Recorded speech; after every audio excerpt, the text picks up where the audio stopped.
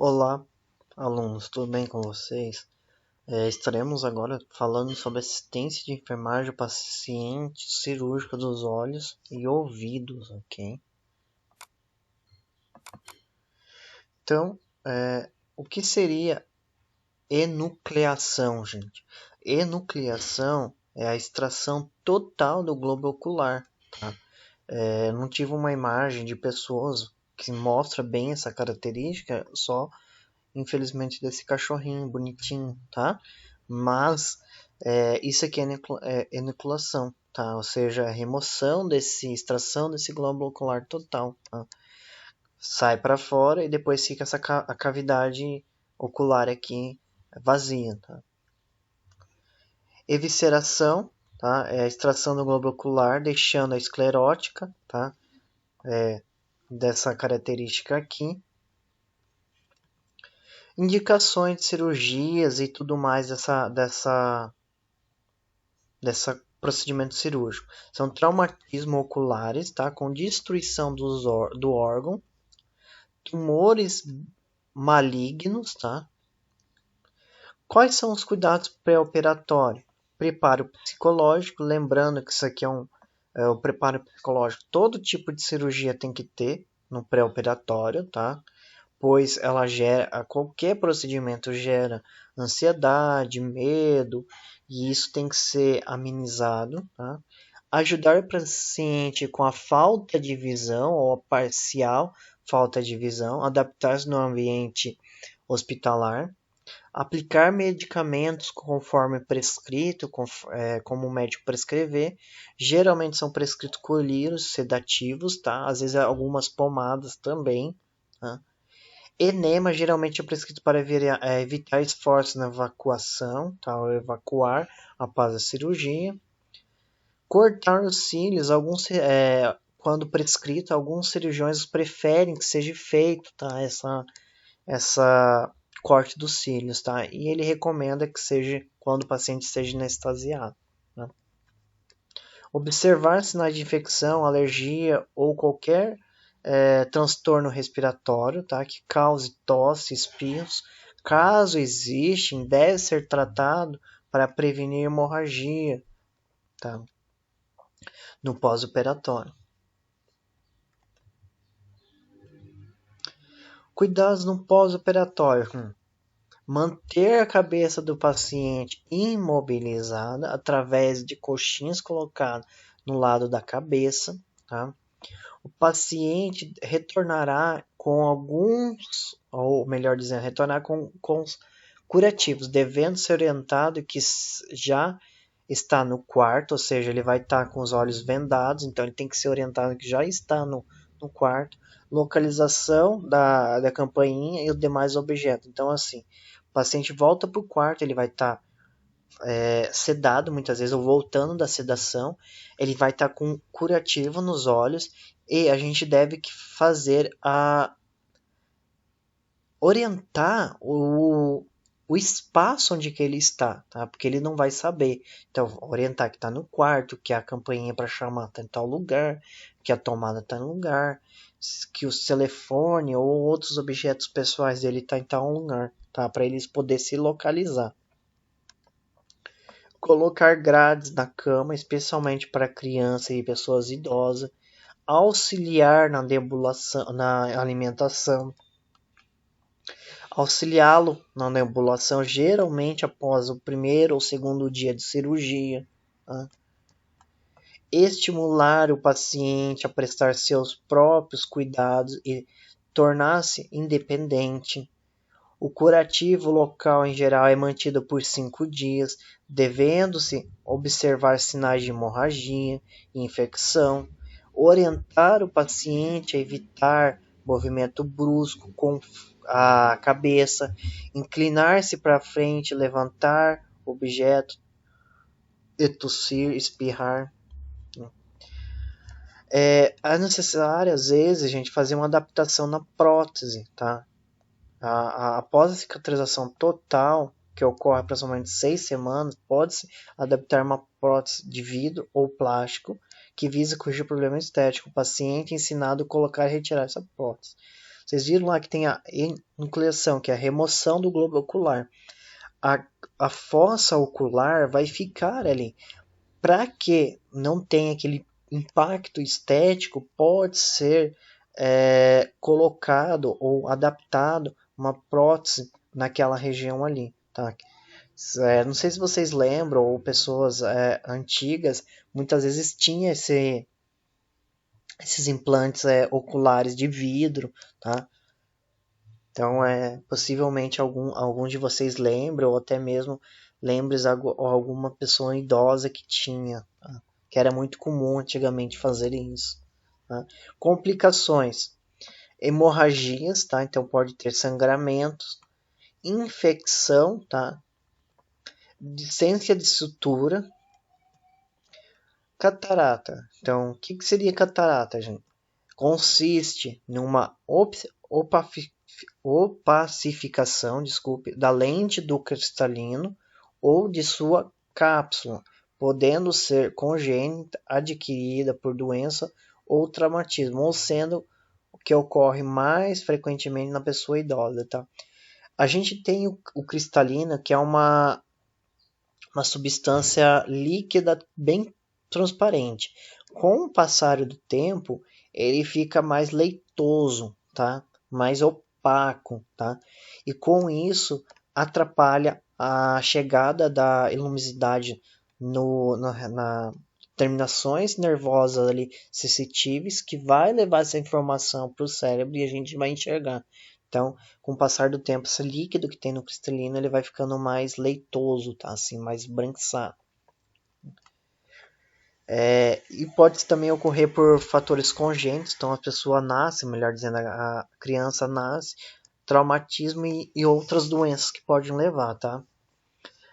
O paciente portador de catarata queixa-se de visão turva, enevoada, distorcida, perda progressiva da visão ou da pupila, que normalmente é negra e torna-se acinzentada ou mais tarde branco-leitosa, tá, gente? Eles também se queixam, às vezes, muitas vezes, que tem um fio de cabelo na frente do olho, tá? É porque o cristalino ele não vai ficar ser opaco de forma padrão, ou seja, ele vai começar em algumas partes. Então, conforme a forma que a pessoa olhe, ela vai conseguir enxergar essa parte opaca. Então ele vai sentir essa forma negra, ou acinzentada, ou branco-leitosa. Tá? O tratamento é cirúrgico, constituindo da extração do cristalino. Tá? Não tem outra forma de fazer. E quanto mais rápida essa cirurgia, melhor. Tá? Então, assim, não tem algum tratamento clínico que resolva. Então, ele só pode ser paliativo. Às vezes indica uma lente, alguma coisa para ampliar a questão da acuidade visual, mas o tratamento mais resolutivo é a cirurgia. Tá? Catarata, aqui a gente tem um olho normal e aqui a gente tem um olho que seria com catarata, ou seja, o cristalino ele fica opaco e impede a passada do raio de luz aqui e a chegada nas terminações nervosas lá do olho e assim consequentemente enxergar a imagem, tá? Aqui a gente tem uma pessoa, tá? Isso aqui também até para fazer exames de fundo de olho, essas coisas complica, tá? Porque às vezes o equipamento lá do médico não vai conseguir enxergar por causa dessa camada espessa que tem aqui. Quais são os cuidados pré-operatórios? Preparo psicológico, limpeza da região pós-auricular, tricotomia conforme prescrição, tá? Prender os cabelos, principalmente se for mulheres ou homens que têm cabelos grandes, compridos, tá? Cuidados gerais de pré-operatório, né? Não tem muitos cuidados específicos, mas cuidados gerais do pré-operatório. Né? Quando os cuidados pós-operatório, manter o paciente calmo no leito, geralmente são prescritos sedativos para aliviar a dor, inquietação. Observar o curativo em geral é colocado um dreno, tá? para drenar a secreção do mastoide, devendo ser controlada a drenagem quanto a coloração, odor e quantidade. A dieta geralmente inicia-se como líquido, assim que se recupere totalmente da anestesia. Observar sinais de paralisia facial, dificultando assim, a discutir, falar e sorrir.